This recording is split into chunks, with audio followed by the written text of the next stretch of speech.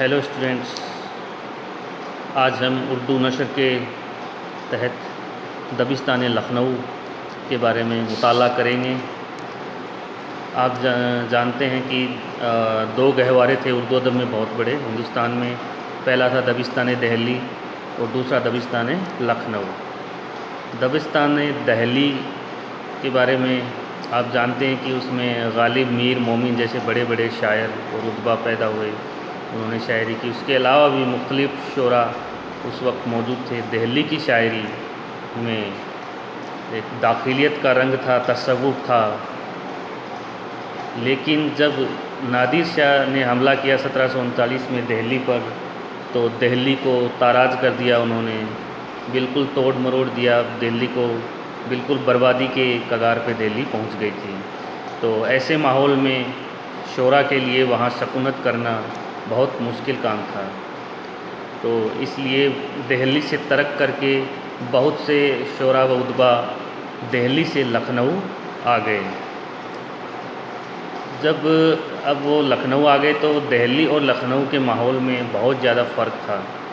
دہلی میں جہاں سکون تھی، وہاں داخلیت کا ماحول تھا، تصوف تھا اور سکون کا ماحول تھا، مگر لکھنؤ میں اس وقت محفلیں آباد تھی، عیش اور عشرت کا ماحول تھا، نوابوں کا دور تھا۔ مگر چونکہ دہلی میں اب ان کی رسائی ممکن نہیں تھی، کیونکہ دہلی میں ان کو اب آسائش نہیں تھی، ماحول جو ہے وہ بالکل خراب ہو چکا تھا، تو وہ لکھنؤ پہنچے، مواز کے سلسلے میں بھی اور اپنے ادبی مقصد کے اعتبار سے بھی۔ دبستان لکھنؤ کی بات کریں تو دہلی کے مقابلے دبستان لکھنؤ شاعری کا دوسرا سب سے بڑا مرکز تھا۔ جب دہلی سے لکھنؤ آنے والے شاعروں میں خاص طور پر سراج الدین خان آرزو، سودا، ناسک، میر سوج، انشاء اللہ خان انشا جیسے بڑے بڑے شاعر تھے۔ لکھنؤ میں عیش و عشرت کا اور نوابوں کا دور دورہ تھا، جیسا کہ میں نے آپ کو بتایا، دولت کی فراوانی تھی۔ یہی وجہ کہ یہاں کے لوگوں میں ایک سرمستی تھی، رنگین مزاجی تھی۔ یہ خوبیاں اور خامیاں لکھنؤ کی شاعری کی ایک یادگار ہیں۔ اب کچھ چند پوائنٹ میں آپ کو اس سے متعلق بتاتا ہوں کہ دبستان لکھنؤ میں شاعری کا طرز کیسا تھا، وہاں پہ کس طرح کی تخلیقات ہو رہی تھی۔ تو پہلا ہے حسن و عشق کے خارجی معاملات کا بیان۔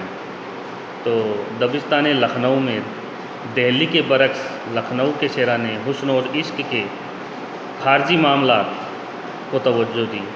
خارجی معاملات کے معنی حسن اور عشق، معشوق کے اس کے خارجی اوصاف، اس کی خوبیاں، اس کی لوازم، یہ سب چیزیں اس میں آتی تھی خارجی میں۔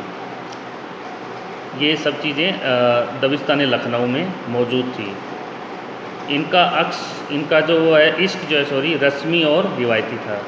ان کا عشق وہ رسمی اور روایتی جو پرانے پرمپرا سے شروع سے چلا آ رہا ہے، جس میں معشوق کی تعریف ہوتی ہے، اس کی جدائی ہوتی ہے، اور رسمی تھا، یعنی اس میں بہت ساری چیزیں ہیں وہ بنائی گئی تھی موقع کی نزاکت کے حساب سے، اس میں اس سانچے میں ڈالا گیا تھا تاکہ قاری پڑھ کے خوش ہو سکے، تو رسمی تھی، یعنی آرٹیفیشیل باتیں تھیں، اور اکثر ان کی معاملہ بندی ابتدال اور اریانی تک پہنچ جاتی تھی۔ دبستان دہلی کی بات میں کر رہا ہوں۔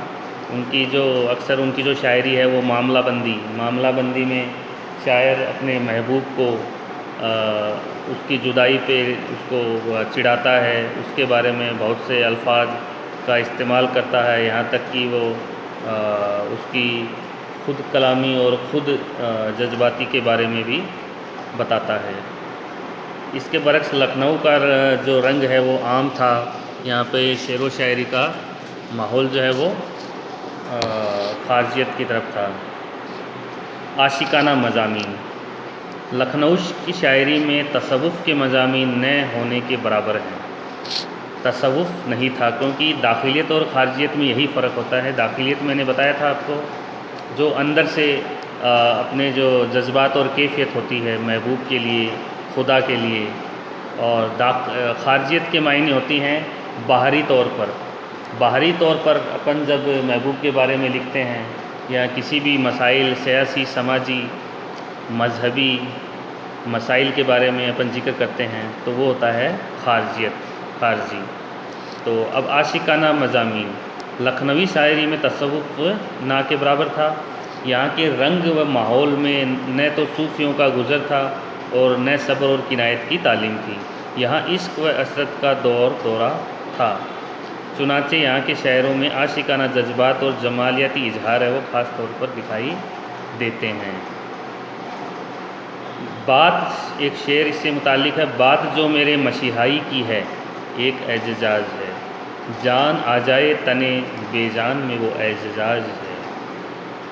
لیکن شاعر کہہ رہا ہے کہ بات اگر میری مسیحائی کی ہے، میری وفائی کی ہے، تو یہ ایک میرے لیے بہت بڑی میری ایک عزت کا سوال ہے۔ جان آ جائے تنے بے جان میں وہ اعجاز ہے، یعنی ایک مرے ہوئے ایک انسان کے اندر بھی ایسی جان، ایک قوت پیدا ہو جائے، یہی میری مسیحائی ہے، یہی میری وفائی ہے۔ نمبر 3، صوفیہ معاملات و جذبات۔ صوفیانہ، لکھنؤ کا نوابی دور حقیقت میں عیش و عشرت کا دور تھا۔ یہاں کی شاعری میں نشاطیہ عنصر غالب نظر آتا ہے۔ جیسا کہ میں نے بتایا تھا کہ لکھنؤ میں نوابی دور تھا اور یہاں عیش اور عشرت کا ماحول تھا۔ یہاں کے سرمایے میں جتنے بھی یہاں کے لوگ تھے، یہاں کے جو بصیرت تھے، یہاں بسے ہوئے تھے، ان کے سرمایے میں مسرت کی لہریں دوڑتی ہوئی نظر آتی تھی، یعنی رنگین مزاجی تھے، خوش تھے، شعر و شاعری کرتے تھے اور محفلوں میں آتے جاتے تھے۔ یہ لکھنؤ کی پرامن زندگی اور خوشحالی کا ایک اختیار ہے، یعنی اس کا ایک روپ ہے۔ کہتے ہیں تیرے عارض و قامت کو دیکھ کر بالائے سر و پھول کھلا ہے گلاب کا، یعنی اپنے محبوب کی تعریف کرتے ہوئے وہ کہتے ہیں کہ تیرے عارض و قامت کو دیکھ کر، یعنی تیرے قد اور تیری خوبصورتی، تیری نازک اندازی کو دیکھ کر بالائے سر پھول کھلا ہے گلاب کا، یعنی گلاب کا پھول، باغ میں گلاب کا پھول ہے وہ بے انتہا لہرا رہا ہے، وہ کھل اٹھا ہے۔ ساتھ ہی ایسی رعایت لفظی اپنائی گئی کہ جو شعری لطافت کو مجروح کر دے گی۔ رعایت لفظی کے معنی آپ کو پتہ ہے کہ شاعری میں ایسے ایسے لفظ استعمال کیے جاتے تھے کہ اس کے 2-3 معنی، 2 بھی ہو سکتے تھے، 3 معنی بھی ہو سکتے تھے۔ اس کا حقیقت معنی الگ ہے اور اس کا ادبی معنی الگ ہوتا ہے اور مجازی معنی الگ ہوتا ہے۔ یہ تھا رعایت لفظی۔ ایسی شاعری تھوڑی پیچیدہ ہوتی ہے، مشکل ہوتی ہے، لیکن اس میں اس کا جو معنی ہے، اس کا جو مفہوم ہے وہ بہت ہی گہرا ہوتا ہے۔ ریختہ، چوتھا ہے ریختہ۔ دہلی کے برعکس لکھنؤ کی زبان تصنع و بناوٹ آمیز تھی، یعنی دہلی کی زبان تھی وہ شیرینی زبان تھی، تھوڑی میٹھی زبان تھی، جبکہ لکھنؤ کی زبان ہے وہ تھوڑی بناوٹی تھی، پیچیدہ تھی، اس میں لغت کا بہت زیادہ گہری اور مشکل لغت اس میں آزمائی گئی تھی۔ اس کے علاوہ لکھنوی تہذیب میں عشق اور عیاشی اور طوائفوں کی کثرت سے ایک قسم کا زنانہ پن آ گیا، یعنی لکھنؤ میں نے آپ کو بتایا تھا محفل آباد تھی، کوٹھے آباد تھے، عیش و عشرت کا ماحول تھا، تو ان کی شاعری میں بھی عشق اور سرمستی، عیش اور عیاشی بھی نظر آتی ہے۔ بعض شعراء نے بازاری عورتوں کے بول چال کو بھی شاعری میں شامل کر لیا ہے، یعنی ان کی زبان ہے وہ بناوٹی ہو گئی ہے، جو کوٹھے اور محفلوں میں جو لوگ آتے جاتے تھے وہ بولتے تھے، اس زبان کو بھی شاعر نے اپنی شاعری میں استعمال کیا ہے۔ ناسخ، رنگین، امانت رسق جیسے بڑے شاعر دبستان لکھنؤ میں موجود تھے۔ تو ریختہ کے معنی آپ سمجھ گئے۔ ریختہ کے معنی میں نے ابھی آپ کو بتایا کہ عیش اور عشرت، یعنی عورتوں کے بارے میں عورتوں کی اس طرح کی زبان کا استعمال کرنا، جس کو گری پڑی زبان بھی کہتے ہیں، اور عیش اور عیاشی کی باتیں کرنا، ریختہ۔ پانچواں ہے اصلاح زبان، یعنی زبان کی اصلاح کرنا، اس کو اور زیادہ اس کو سدھار کرنا، اس کو ٹھیک کرنا۔ زبان و بیان کے اشلاء کا تمام شعرا دبستان لکھنؤ کے شر ہے۔ دبستان لکھنؤ کی شاعری کی سب سے بڑی خصوصیت یہ ہے کہ انہوں نے زبان کی اصلاح کی۔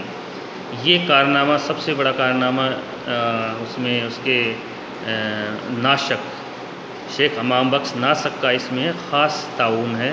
ناسک سے پہلے بھی اصلاحی زبان کی کوشش کی گئی، لیکن ان اصولوں پر سختی سے کبھی عمل نہیں کیا گیا۔ اوکے اسٹوڈنٹ، نیکسٹ چیپٹر میں اگلا چیپٹر دوسرا سٹارٹ کریں گے۔